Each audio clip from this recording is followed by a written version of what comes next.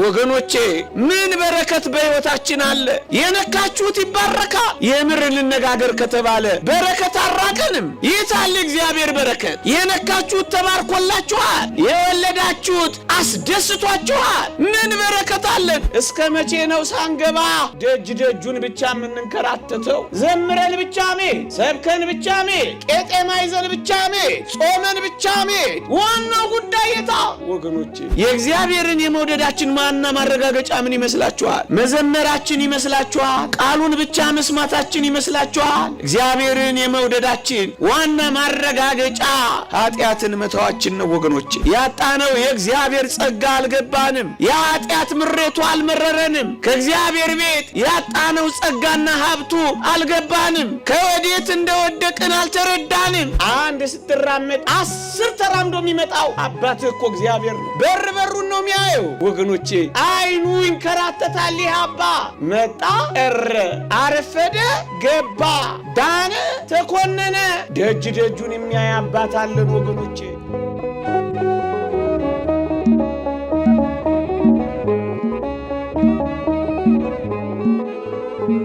ወገኖቼ ትላንት እንደነበሩት ላንኖር እኮ እንችል ነበረ።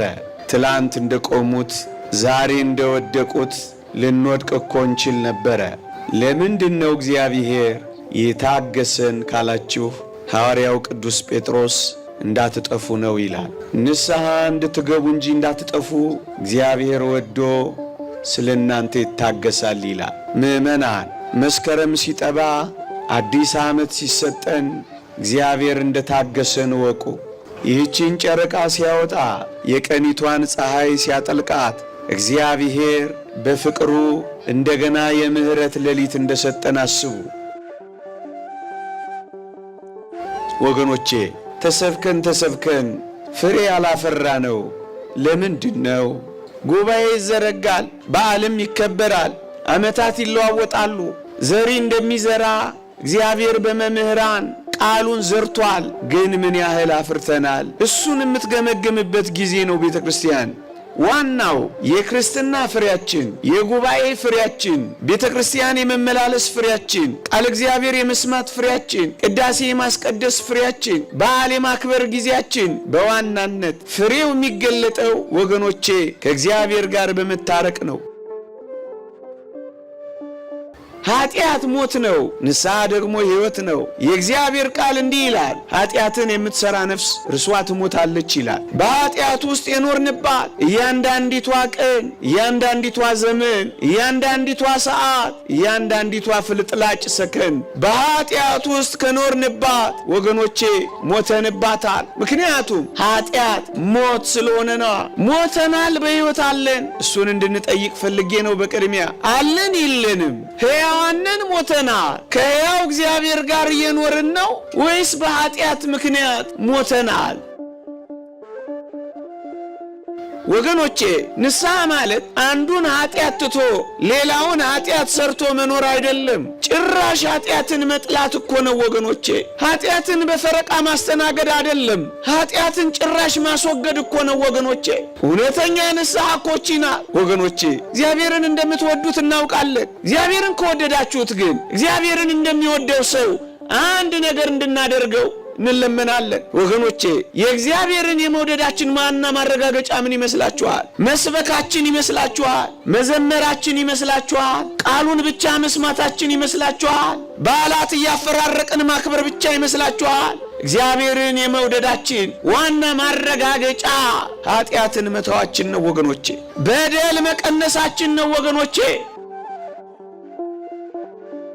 ኦርቶዶክሳውያን ከወደዳችሁት ኃጢአትን ጥሉለትና ጽድቅን ውደዱለት። ከወደዳችሁት ሐሰትን ጥሉና እውነትን ውደዱለት።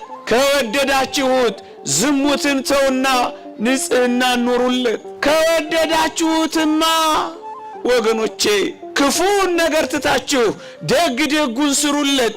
የመውደዳችን የማፍቀራችን ከእሱ ጋር የመኖራችን ዋና ማረጋገጫ ኃጢአትን መተዋችን ነው።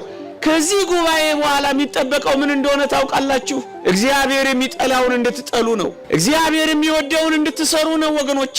ቢያንስ ንስሐ ለመግባት እንድትፈልጉና እንድታስቡ ነው። ቢያንስ መፈለጉ በልባችሁ እንዲያደር ነው።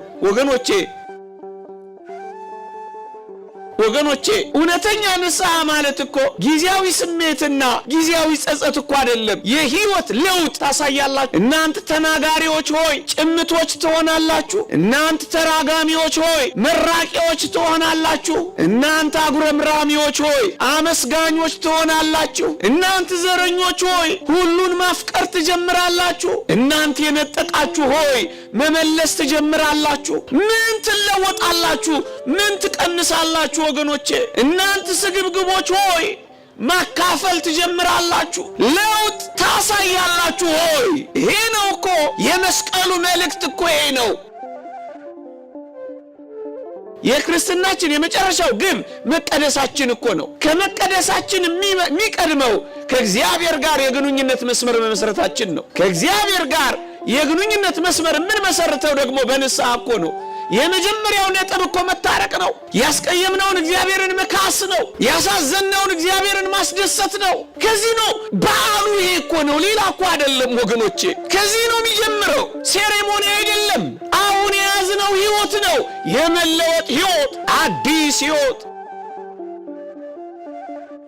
ከወዴት እንደወደቅን አላሰብንም። በሃይማኖት እንኖራለን፣ ነገር ግን ራሳችንን ቁጭ ብለን መመርመር አልቻልንም። እንበላለን፣ እንጠጣለን፣ እንዝናናለን፣ ደረስ ብለን እንመለሳለን። በዓል ለማክበር እንመጣለን፣ ጨፌ ይዘን እንሄዳለን። ቁጭ ማለት አቅቶና ያጣነው የእግዚአብሔር ጸጋ አልገባንም። የኃጢአት ምሬቱ አልመረረንም። ከእግዚአብሔር ቤት ያጣነው ጸጋና ሀብቱ አልገባንም። ከወዴት እንደወደቅን አልተረዳንም። የሞላልን መሰለን እንጂ እንደጎደለብን አላወቅንም። ምእመናን የኃጢአት ምሬቱ ያጣነው ጸጋና ሀብቱ እግዚአብሔርን በማጣታችን ምክንያት የደረሰብን ውጤቱ ገና አልገባንም ወገኖቼ። ከወዴት እንደወደቅን አልገባንም። ለዚህ ነው ንስሐ ማንገባው። ሁሉም ነገር ኖርማል መስሎና፣ ሁሉም ነገር ሰላም መስሎና፣ ሁሉ ነገር ጥሩ መስሎና ምንም ገና አላወቅንም። ከወዴት ከፍታ እንደተዋረድን አልገባንም።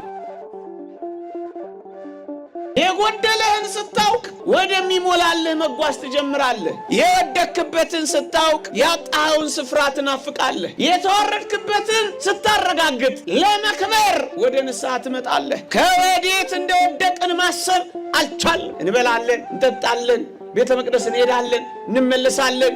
ዋናውን ነገር ንስሐውን ግን ትተነዋል። ምክንያቱም ያጣነውን ጸጋና ሀብት መቁጠር አልቻልንማ። መጽሐፍ ቅዱስ እንዲህ ይላል፣ ጎስቋላም ምስኪንም ደሃም እውርም የተራቆትክም መሆንህን ስለማታውቅ ነው ይላል። ኦርቶዶክሳውያን ጉስቁልናችን ገና አልገባንም። ምስኪንነታችን ገና አልተረዳንም። ከእግዚአብሔር ጸጋ በመለየታችን በኃጢአት ምክንያት እግዚአብሔርን በማጣታችን ምንም ነገር እንደሌለን ገና አልገባንም።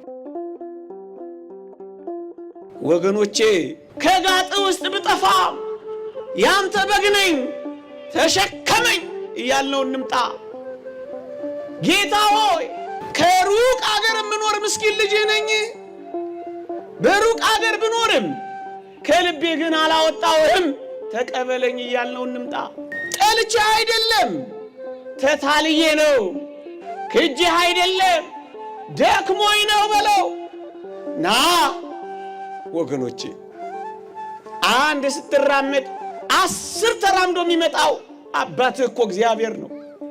በር በሩን ነው የሚያየው ወገኖቼ። አይኑ ይንከራተታል። ይህ አባ መጣ ቀረ፣ አረፈደ ገባ፣ ዳነ ተኮነነ፣ ደጅ ደጁን የሚያይ አባት አለን ወገኖቼ።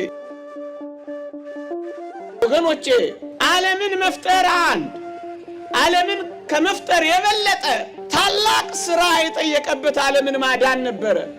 ዓለምን ከማዳን በላይ ደግሞ እኛን መጠበቅ እንዴት ይከብዳል። እየጠበቀን እኮ ነው አይኖቹን እያንከራተተ። እንኳን አምላካችን እግዚአብሔር ንዑድ ክቡር የሚሆን ጳውሎስ እንኳን ምን እንዳላልሰማችሁ ዳግመኛ ክርስቶስ በእናንተ ልብ ውስጥ እስኪሳል ድረስ ምጥ ይዞኛል ይላል። እንዴ እመቤታችን የተያዘችው ምጥ ገቡ ወጡ፣ ተበሉ ተረፉ፣ ዳኑ ተኮነኑ። ሴጣን ያዛቸው ወይስ መልአክ ረዳቸው? በኃጢአት ወደቁ ወይስ በጽድቅ ተነሱ? የቅዱሳን ኅብረት እኛን ይጠብቃል ወገኖቼ። ምትይዛ ያውም በዚህ በመጨረሻው ዘመን የቅዱሳኑን ምጥ እንኳን ተመልከቱት። እንኳን የእግዚአብሔር ብዙዎቻችን የንስሐ እንቅፋታችን ምክንያተኞች ሆነና በጣም ብዙ ምክንያት አለን። ለምንድነው ማንታረቀው? ለምንድነው ንስሐ ማንገባው? ልጄስ ሳልድር ሳልኩ ሳላሳድር ምን ነው ንስሐ ማትገቡት? የእንጀራ ጉዳይ ይዞኝ ስራ በዝቶብኝ ምን ነው ንስሐ ማትገቡት? ባሌስ ሚስቴስ ምን ነው ማትታረቁት? ንስሐ ማትገቡት? እጮኛዬስ? አቤት ምክንያታችን ብዛት ወገኖቼ። ምክንያተኝነት ከንስሐ ዘግይቶናል። ለራሳችን ይቅርታ እንድናደርግ አድርጎናል። ምክንያተኝነት ጸጸት ላይ እናንደርስ ምክንያት ሆኖናል። ወገኖቼ እግዚአብሔር አትስረቁ አለ እንጂ አትስሩ አላለንም እኮ። አዎ እግዚአብሔር ዝሙት አትስሩ አለ እንጂ አታግቡ አላለ። በግልጽ ቃል ስለ ዝሙት ጠንቅ ለእያንዳንዱ ለራሱ ሚስት ትኑረው ብሏል። በዝሙት እንዳትወድቅ አግባ ብሏል። እግዚአብሔር ተፈጥሯዊ የሆነውን ስሜታችንን በጋብቻ እንድንፈጽመው መኝታን ባርኮላል።